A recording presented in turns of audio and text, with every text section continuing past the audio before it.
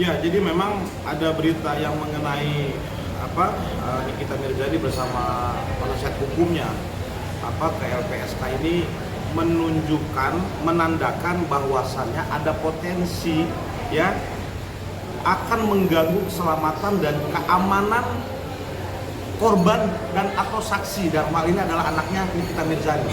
Maka yang dilakukan oleh Nikita Mirzani bersama penasihat hukumnya tepat dan benar ya. Dan saya harap ini jadi juga pelajaran bagi masyarakat bila memang beliau adalah korban sekaligus saksi ya dalam perkara pidana, maka kita punya lembaga negara namanya LPSK, Lembaga Perlindungan Saksi dan Korban. Maka manfaatkan ini sebaik mungkin gitu loh bagi korban dan atau saksi seperti itu. Oke, dalam prakteknya seperti apa sih artinya perlindungan yang diberikan oleh LPSK sendiri terhadap korban maupun saksi dalam kasus yang sedang dihadapi? Baik, teknisnya itu sebenarnya dalam LPSK ini kan sesuai dengan peraturan perundang-undangan yang ada. Itu pertama, yang merasa sebagai saksi dan atau korban itu mengajukan permohonan tertulis ya. Kemudian dia melakukan hearing dengan pihak LPSK ya. Setelah itu LPSK akan melakukan verifikasi dan validasi apakah memang sesuai dengan peraturan dapat diputuskan untuk dilindungi ya saksi dan atau korban ini. Maka ketika memang akhirnya mereka putuskan ya dengan pimpinan di LPSK ya, kemudian apa yang akan dilakukan oleh LPSK? LPSK akan melakukan proses asesmen ya, apa saja yang harus disiapkan untuk perlindungan keamanan dan keselamatan saksi dan atau korban di dalam proses perbuatan pidana, dalam proses tindak pidana tersebut. Apakah dalam proses penyelidikan, penuntutan dan sampai persidangan di pengadilan setempat seperti itu. Artinya LPSK pada saat sudah resmi dimintain sebagai lembaga yang melindungi para saksi dan korban, mengawal dari awal sampai selesai kasusnya atau seperti apa? Oh iya, tentu. Ya, jadi memang LPSK ini contoh seperti waktu itu Eliezer ya, waktu kasus dengan Sambo itu kan dari proses penyelidikan, penyidikan, penuntutan, bahkan sampai di persidangan, bahkan sampai beliau itu di lapas ya, ditempatkan khusus ya, dari proses hukum acara pidana itu diproses sampai persidangan, sampai di lapas itu betul-betul dilindungi ya, seperti kegiatan makannya, kegiatan hariannya ya, kemudian aktivitas ya si saksi dan atau korban ini. Karena mohon maaf ya, semua punya potensi untuk menghilangkan keterangan saksi dan korban. Kalau dalam proses hukum pidana saksi kunci itu misalkan mohon maaf ya, dari keterangan BAP-nya itu keluar, tetapi sampai di persidangan saksi ini meninggal misalkan, yang kita tidak tahu apa motif ya, maka ini kan tidak terang benderang perbuatan pidana tersebut. Makanya ya, ini sangat penting sekali proses ini ya. LPSK punya peranan penting bagaimana menjaga keterangan fakta-fakta hukum dari saksi dan atau korban. Karena mohon maaf, untuk proses perlindungan anak ini korban dan juga saksi.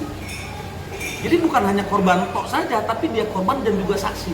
Maka penggenapan untuk dapat dilindungi, saya punya keyakinan secara pribadi LPSK akan memberikan rekomendasi untuk melindungi anak dari Nikita Mirzani seperti itu. Oke, Bang, hari ini juga Laura menjalani pemeriksaan psikis atau kejiwaan. Iya, tes kejiwaan. Abang sendiri melihatnya seperti apa dalam proses hukum itu? Berapa lama atau proses untuk kembali akhirnya si anak di bawah umur ini bisa stabil mentalnya atau cara berpikirnya? Oke.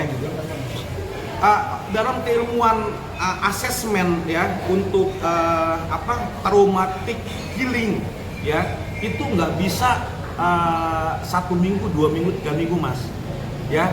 Maka asesmen permulaan di awal dari anaknya Nikita Mirzani ini harus dulu dipastikan hasil di pendahuluan asesmennya ya. Saya punya keyakinan dan kedekatan ya dengan pihak-pihak yang memang profesinya ditetapkan untuk sebagai asesmen ya dalam traumatic healing dan atau misalkan psikiater atau dokter ya yang khusus menangani soal korban dari perlindungan anak, kejahatan perlindungan anak. Maka proses ini nggak bisa ditetapkan langsung mas ya, 1 minggu 2 minggu itu nggak bisa ya. Ada proses tahapan pendahuluannya dulu asesmen ini kalau memang naik dan hasilnya di treatment menjadi lebih baik untuk si korban, maka ini akan terus ya, prosesnya ini terus menerus Mas. Sekali lagi ya, yang kami alamin, yang kami tangani korban dari kejahatan perlindungan anak itu sangat bertahap sekali ya.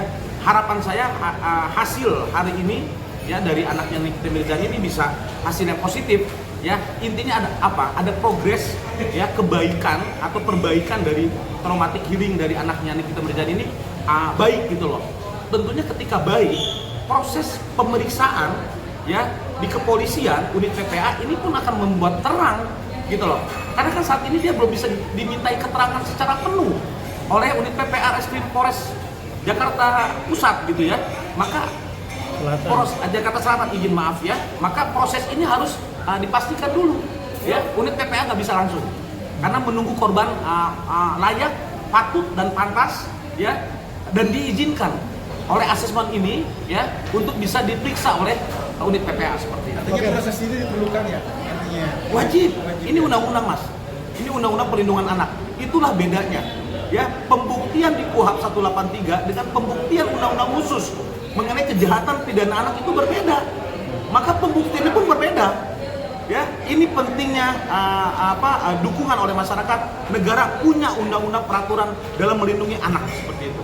Oke Bang, kemarin juga kita ini sebagai pelapor merasa artinya senang nih, dalam waktu dekat mungkin ada kabar bahagia, kabar baik. Apakah Abang melihat sinyal ini, kita sudah mengetahui bahwa prosesnya akan berlanjut dan akan mendapatkan hasil yang baik atau statusnya naik jadi tersangka atau seperti apa?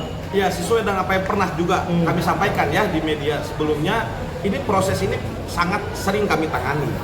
Jadi kalau memang ada kabar, tentunya itu kabar hanya dari pihak unit PPA Reskrim Polres Jaksel itu kepada pihak korban dan atau pelapor. Ya, tentunya Nikita Mirzani bersama PH-nya sudah dapat informasi tersebut. Dari mana? Itu dari penyidik. Ya, apa isinya? Isinya hasil visum dan hasil semua proses pemeriksaan yang ada. Ya, kalau ada informasi seperti itu, tandanya ada indikasi ya, dugaan yang disangkakan pasal itu masuk gitu loh, memenuhi unsur pidananya. Kalau dugaan saya seperti itu, kalau memang betul akhirnya ada informasi yang seperti itu, maka prosesnya gelar perkara. Ya, kita tinggal tunggu saja penyidik akan melakukan gelar perkara, dan itu internal sekali lagi Mas. Kita tidak ada yang tahu, masyarakat, hanya pelapor yang tahu. Ya, proses gelar perkara, kemudian hasilnya mereka punya keyakinan untuk menaikkan ini menjadi penyidikan, dan tentunya seiring itu pun penetapan sebagai tersangka.